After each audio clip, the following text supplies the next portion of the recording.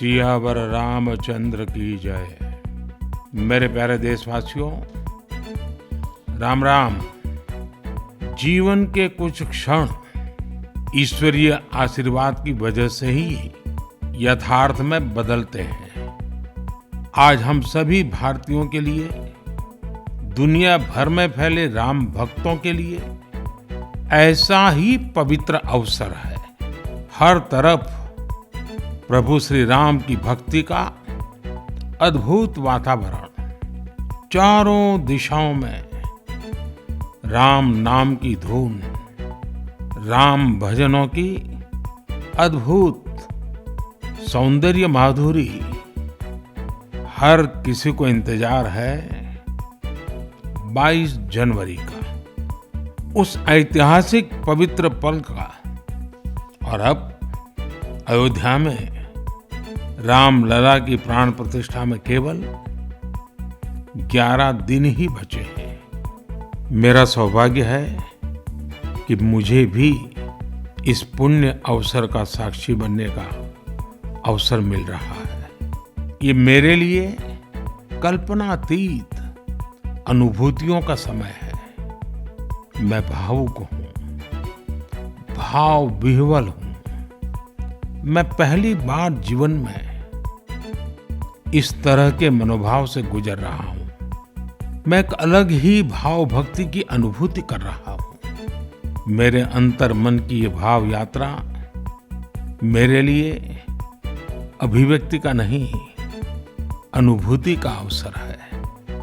चाहते हुए भी मैं इसकी गहनता, व्यापकता और तीव्रता को शब्दों में बांध नहीं पा रहा हूं।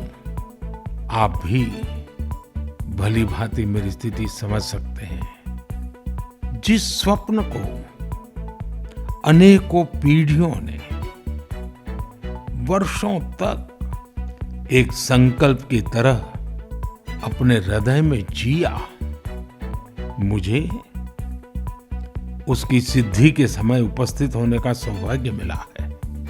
प्रभु ने मुझे सभी भारतवासियों का प्रतिनिधित्व करने का निमित्त बनाया है। निमित्त मात्रम भव सव्यसाचिन। ये एक बहुत बड़ी जिम्मेदारी है।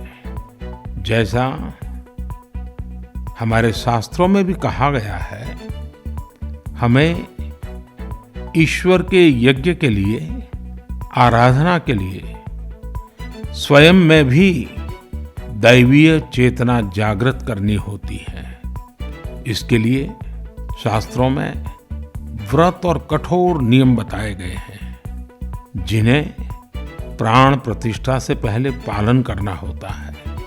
इसलिए आध्यात्मिक यात्रा की कुछ तपस्वी आत्माओं और महापुरुषों से मुझे जो मार्गदर्शन मिला, उन्होंने जो यम नियम सुझाए हैं, उसके अनुसार मैं आज से 11 दिन का विशेष अनुष्ठान आरंभ कर रहा हूं। इस पवित्र अवसर पर मैं परमात्मा के श्री चरणों में प्रार्थना करता हूं, ऋषियों, मुनियों, तपस्वियों का पुण्य स्मरण करता हूं और जनता जनार्दन, जो ईश्वर का रूप है, उनसे प्रार्थना करता हूं कि आप मुझे आशीर्वाद दें, ताकि मन से, वचन से, कर्म से मेरी तरफ से कोई कमी ना रहे। साथियों, मेरा ये सौभाग्य है कि 11 दिन के अपने अनुष्ठान का आरंभ मैं नासिक धाम पंचवटी से कर रहा हूं। पंचवटी वो पावन धरा है जहां प्रभु श्री राम ने काफी समय बिताया था। और आज मेरे लिए एक सुखद संयोग ये भी है कि आज स्वामी विवेकानंद जी की जन्म जयंती है। ये स्वामी विवेकानंद जी तो थे जिन्होंने हजारों वर्षों से आक्रांतित भारत की आत्मा को झकझोरा था। आज वही आत्मविश्वास भव्य राम मंदिर के रूप में हमारी पहचान बनकर सबके सामने है। और सोने पर सुहागा देखिए, आज माता जीजाबाई जी की जन्म जयंती है। माता जीजाबाई जिन्होंने छत्रपति शिवाजी महाराज के रूप में एक महामानव को जन्म दिया था। आज हम अपने भारत को जिस अक्षुण्ण रूप में देख रहे हैं, इसमें माता जीजाबाई जी का बहुत बड़ा योगदान है। और साथियों, जब मैं माता जीजाबाई का पुण्य स्मरण कर रहा हूं तो सहज रूप से मुझे अपनी माँ की याद आना बहुत स्वाभाविक है। मेरी माँ जीवन के अंत तक माला जपते हुए सीताराम का ही नाम भजा करती थी। साथियों, प्राण प्रतिष्ठा की मंगल घड़ी, चराचर सृष्टि का वो चैतन्य पल, आध्यात्मिक अनुभूति का वो अवसर, गर्भगृह में उस पल क्या कुछ नहीं होगा। साथियों, शरीर के रूप में तो मैं उस पवित्र पल का साक्षी बनूंगा ही, लेकिन मेरे मन में, मेरे हृदय के हर स्पंदन में 140 करोड़ भारतीय मेरे साथ होंगे। आप मेरे साथ होंगे, हर राम भक्त मेरे साथ होगा, और वो चैतन्य पल हम सबकी सांझी अनुभूति होगी। मैं अपने साथ राम मंदिर के लिए अपने जीवन को समर्पित करने वाले अनगिनत व्यक्तित्वों की प्रेरणा लेकर जाऊंगा।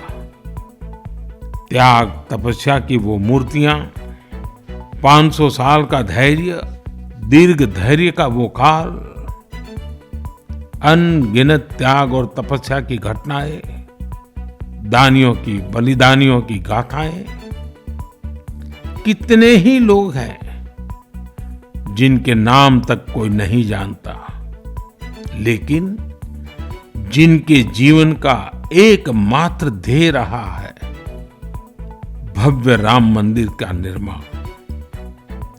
ऐसे असंख्य लोगों की स्मृतियां मेरे साथ होगी। जब 140 करोड़ देशवासी उस पल में मन से मेरे साथ जुड़ जाएंगे, और जब मैं आपकी ऊर्जा को साथ लेकर गर्भगृह में प्रवेश करूंगा, तो मुझे भी एहसास होगा कि मैं अकेला नहीं, आप सब भी मेरे साथ हैं। साथियों, ये 11 दिन व्यक्तिगत रूप से मेरे यम नियम तो है ही, लेकिन मेरे भाव विश्व में आप सब समाहित है। मेरी प्रार्थना है कि आप भी मन से मेरे साथ जुड़े रहें।